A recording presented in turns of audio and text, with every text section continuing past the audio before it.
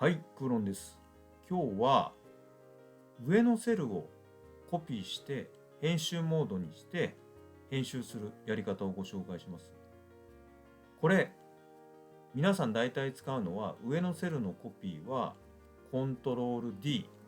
で編集モードファンクション2を押して編集モードにして、例えばここの健太のところを新一に変えたいと。これが通常のやり方だと思うんですけど、これよりもっと早いやり方があります。どうやってやるかっていうと、Ctrl Shift 7番を押すと、もう上のセルをコピーして編集モードになります。で、ここで